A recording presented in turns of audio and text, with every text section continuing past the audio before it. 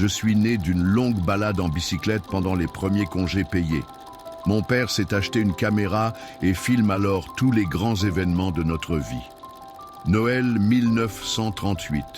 Oncle Albert, peu doué pour les affaires, s'est lancé en politique. Je n'ai que 2 ans, mais déjà il essaie de me convaincre de voter pour lui. Noël 1940.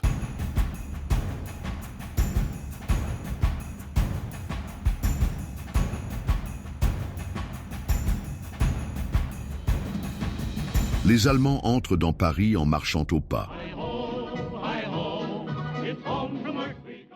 Noël 1943. Inquiets, nous écoutons Radio Londres, mais nous ne comprenons rien aux messages codés destinés à la résistance. J'ai 7 ans et comme mon grand-père, le sanglot long des violons de l'automne berce mon cœur d'une langueur monotone. Noël 1944. Les Allemands marchent toujours au pas, mais dans l'autre sens.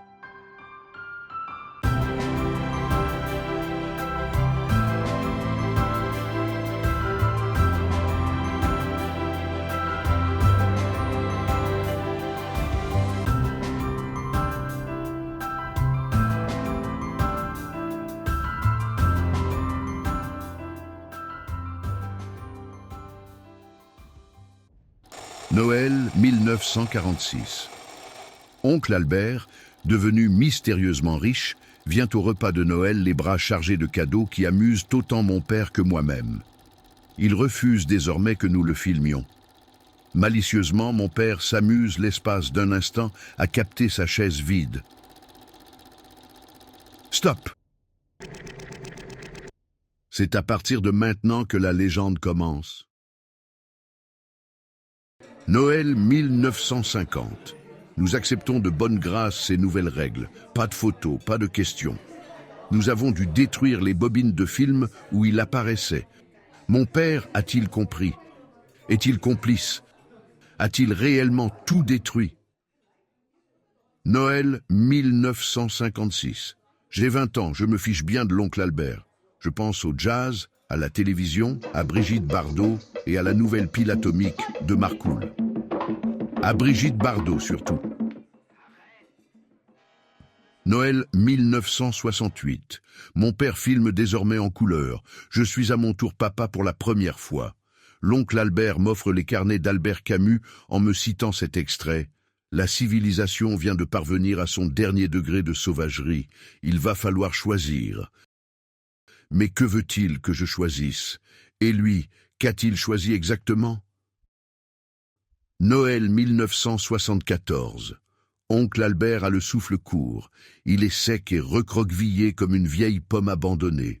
Il a sur le visage des marques noires qui font penser à des brûlures. Il avale de petites pilules bleues qu'il dit être de la morphine. Cette année-là, il m'offre le livre Le Matin des magiciens en me disant « Tout est là, lis-le vite ». Noël 1975. Oncle Albert est toujours là. Ses pilules sont devenues rouges et lui aussi a retrouvé des couleurs. Il a grossi, il a grandi, il a rajeuni. Est-ce vraiment lui? Il m'offre, en attendant Godot. Je suis papa pour la 2e fois. Noël 1982. L'oncle Albert ne vient plus au repas de Noël. Il a quitté la France pour un exil permanent. Il nous envoie des cartes postales du monde entier qu'il ne signe jamais. Noël 1990. Mon père est mort au mois de mars.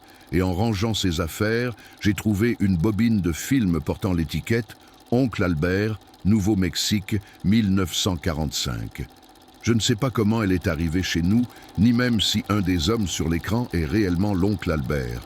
Aucun ne ressemble à celui que j'ai connu des décennies plus tôt. Noël 2024. Je reçois une ultime carte postale. L'écriture est identique aux précédentes. S'il en est vraiment l'auteur, oncle Albert a 120 ans. Ce n'est qu'en regardant pour la 100e fois la mystérieuse bobine que je capte cet incroyable détail. Tout est là, il faut.